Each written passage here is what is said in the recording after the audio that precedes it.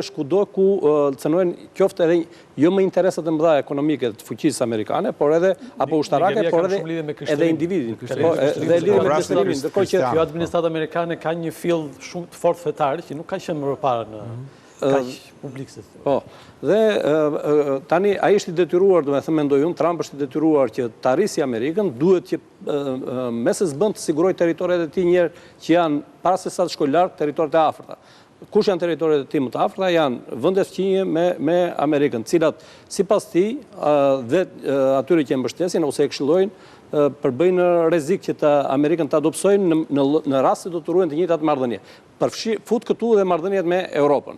Pra, ripak të Europa pasi për herë të parë sot, ndërkohë që deri dje Macroni reagonte me rezerva, Keir Starmer i thotë ja do pyesi çik dhe aleatët, do pyesi dhe Trumpin para se të flasë etj.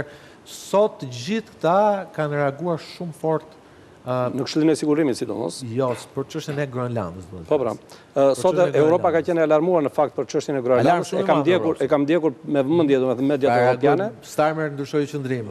Macron shumë ashpër. Po vetë kryeministria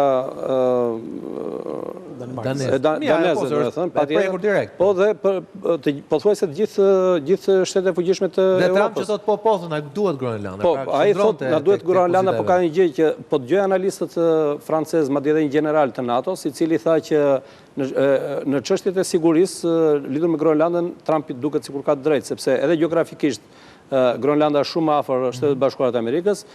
Interesi për Groenlandën për Amerikën, zotërinj që janë të fushës duhet ta dinë më mirë, ka lindur direkt pas Alaskës, pas marrjes së Alaskës, pra është diskutuar her pas here. Madje edhe në Pra po kthehemi 2 shekuj pas. Po pra, gjithmonë sepse thash që nëse do të shikosh si do ndërtohet e ardhmja, substrati gjendet tek e shkuara. Prandaj dhe Trump sot mbështetet shumë tek, është i detyruar, domethënë të mbështetet tek doktrina Monroe, sepse është një doktrinë e gatshme, e kuptueshme dhe e përputhshme me situatën në cilën ndjen Shtetet Bashkuara të Amerikës në raport me të tjera. Megjithatë, edhe mbylla, duket sikur kemi një kompromis midis Amerika sikur e ka planuar real politikën ose real geopolitikën, ku nga njëra anë vetë është bërë pjesë e lojës i gjeti, do me thënë në rast se interesat e Rusisë ishin që ajo të zotronte rajonin e vetë, Kina po ashtu rajonin ku ishte futur tashmë, duke futur dhe Afrikën, por edhe ekspansionin në Amerikën Latine, Shtetet Bashkuara të Amerikës duan dhe ato të krijojnë atë që le të themi polin e vetë rajonal, duke marrë, siç e thatë ju në fillim të editorialit, gjithë pjesën e Amerikës Latine dhe gjithçka tjetër që është fqinje me të, por që ka të bëjë me interes.